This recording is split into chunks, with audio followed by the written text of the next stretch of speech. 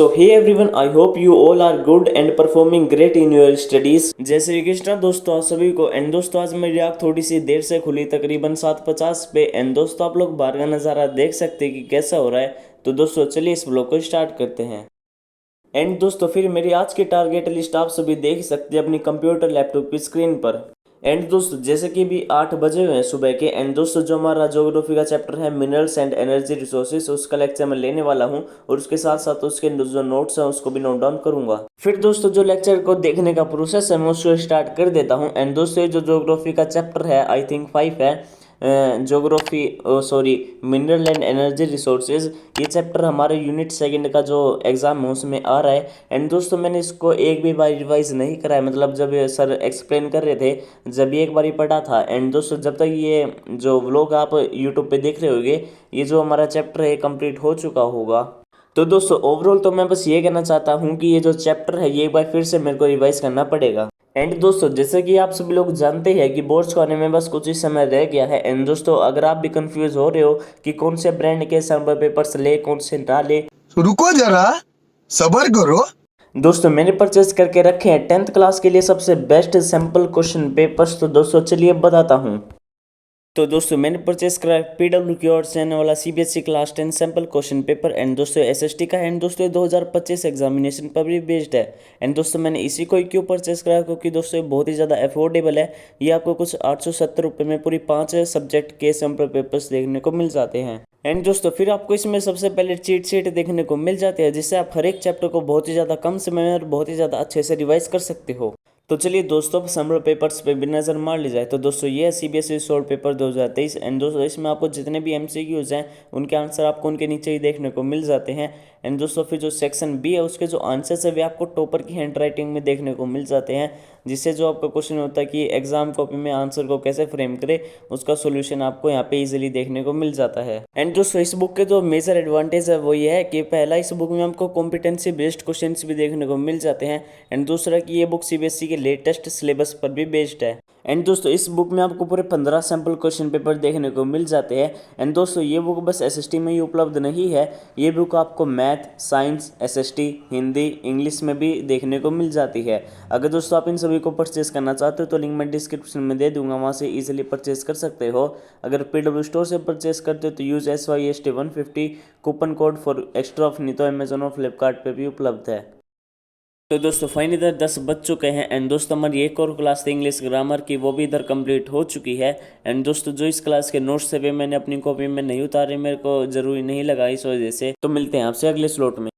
दोस्तों फिर 11:20 में मैं अपने अगले स्लॉट की शुरुआत कर देता हूं जिसमें मैं NCERT की रीडिंग कर रहा हूं। एंड दोस्तों अभी मैं जो सिविक्स का चैप्टर 2 है, शायद क्या बोलते हैं उसको, फेडरलिज्म, उसकी जो NCERT की रीडिंग है मैं वो उसको ले रहा हूँ। एंड दोस्तों अगर मैं आपको अपना बताऊं तो मैं ये चाहता हूँ कि बोर्ड्स के आने तक मैं हर एक चैप्टर की जो NCERT की रीडिंग है उसको कर पाऊँ। एंड दोस्तों अगर आप भी 10th क्लास स्टूडेंट हो तो आपको भी पता ही होगा कि जो NCERT की रीडिंग है उसको करना कितना ज़्यादा इंपॉर्टेंट है, क्योंकि दोस्तों 1 या 2 नंबर के जो क्वेश्चन होते हैं वो आपको डायरेक्टली बोर्ड एग्जाम में देखने को मिल जाता है, वो भी NCERT की लैंग्वेज में। एंड दोस्तों अगर आप भी बस जो चैप्टर के नोट्स होते हैं उनको रिवाइज करके पूरे चैप्टर को फिनिश कर देते हो तो दोस्तों ये आपकी बहुत बड़ी भूल भी हो सकती है। तो मैं तो यही कहना चाहूँगा कि अगर आप पहले से NCERT की रीडिंग नहीं करते थे तो अब से NCERT की रीडिंग करनी स्टार्ट कर दीजिए। तो दोस्तों फाइनली इधर 1:10 हो चुके थे दोपहर के। एंड दोस्तों हमारा एक लेक्चर और बाकी था, वो मैथ का था, वो भी इधर मैंने कंप्लीट कर लिया है। एंड दोस्तों जो लेक्चर में क्वेश्चंस करवाए गए थे उनको भी मैंने अपनी कॉपी में नोट डाउन कर लिया है। एंड दोस्तों जो मैं NCERT की रीडिंग ले रहा था सिविक्स से चैप्टर 2 की, वो इधर में कंप्लीट तो नहीं हो पाई है, 50% हो पाई है। कोई नहीं दोस्तों, उसको मैं अगले स्लॉट में कंप्लीट कर लूँगा। तो दोस्तों चलिए अब अपनी फटाफट से टारगेट लिस्ट को भी अपडेट कर देते हैं। तो दोस्तों हमारे जो 3 बैकलॉग थे वे तीनों इधर हमारे कंप्लीट हो चुके हैं, तो इसको भी हम टिक कर देते हैं। एंड दोस्तों जो हमारा एक टारगेट था वो 50% ही हो पाया है। एंड दोस्तों फिर 4 बजे मैं अपने अगले स्लॉट की शुरुआत कर देता हूं जिसमें मैं केमिस्ट्री का जो चैप्टर 2 है उसके जो नोट्स है उनका रिवीजन कर रहा हूं। एंड दोस्तों ये जो स्लॉट है इतना ज़्यादा इफेक्टिव नहीं हो पाया क्योंकि दोस्तों ये बस मैं आधे मतलब 30 मिनट तक ही पढ़ पाया, उसके बाद मैं स्टेडियम चला गया था वॉलीबॉल खेलने के लिए। तो चलिए दोस्तों अब आपको सीधा अगले स्लॉट पर ही लेके चलता हूँ। तो दोस्तों फिर 7 बजे स्टडी में से आने के बाद मैं फिर से स्टडी करने के लिए बैठ जाता हूँ अपने टेबल पे। एंड दोस्तों अभी मैं फिर से जो केमिस्ट्री का चैप्टर 2 है उसके जो नोट्स है उनका रिवीजन कर रहा हूँ। एंड दोस्तों आप मेरे को एक चीज़ कमेंट्स में बताओ कि जैसे कि अभी आप सभी को पता ही है कि मेरे बोर्ड्स आने वाले हैं एंड मैं शाम को वॉलीबॉल खेलने के लिए स्टेडियम चला जाता हूँ। क्या ये मेरा जाना सही है या फिर मेरे को उस टाइम को घर पे ही रह के अपनी पढ़ाई में ही स्पेंड करना चाहिए? अगर दोस्तों मैं आपको अपना ओपिनियन बताऊं तो दोस्तों मेरे को तो ये लगता है कि मेरे को वॉलीबॉल खेलने के लिए चला जाना चाहिए, क्योंकि दोस्तों ये जो 10th तक का टाइम है यही हमारे पास टाइम है जिसमें हम खेल कूद कर सकते हैं। एंड दोस्तों जब हम 11th क्लास में आएंगे, जब हमारे पास इतना टाइम नहीं होगा कि हम बाहर जाके कहीं खेल कूद कर सकें, क्योंकि दोस्तों 11th का जो सिलेबस है वो भी 10th से दुगना है। एंड दोस्तों जो प्रेशर होता है वो भी दुगना होता है 10th से।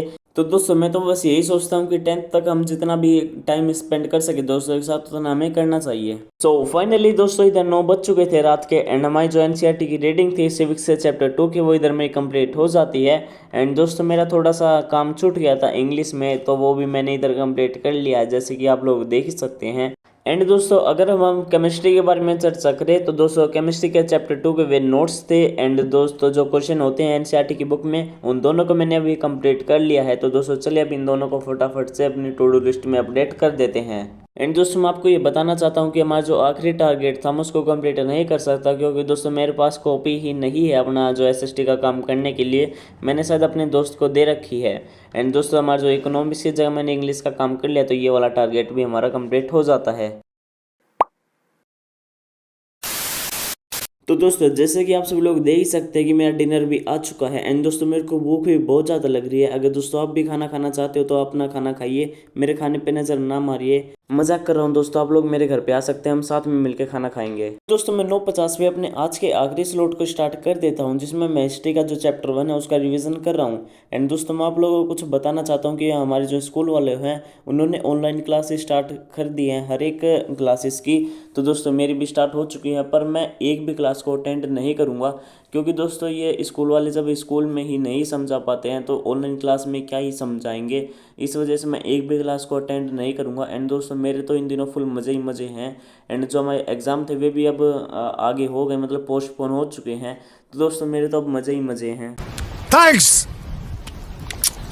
एंड दोस्तों आप लोग प्लीज़ मुझे कमेंट्स में बताओ कि आपके स्कूल में भी अब ऑनलाइन क्लासेस का जो सिस्टम है वो शुरू होने वाला है या फिर हो चुका है। तो दोस्तों फाइनली इधर 10:30 हो चुके थे रात के एंड दोस्तों हमारा जो रिवीजन था हिस्ट्री के चैप्टर 1 का वो इधर में कंप्लीट हो चुका था जैसे कि आप सभी लोग देख ही सकते हैं। एंड दोस्तों अब मैं अब इसको फटाफट से अपनी टारगेट लिस्ट में भी अपडेट कर देता हूँ। जैसे कि दोस्तों आप लोग देख सकते हैं आज की जो हमारी टारगेट लिस्ट थी वो 100% कंप्लीट हो चुकी है। एंड दोस्तों आज मेरे को थोड़ा सा अच्छा सा भी लग रहा है। तो दोस्तों थैंक्स फॉर वॉचिंग, मिलते हैं अगले व्लॉग में।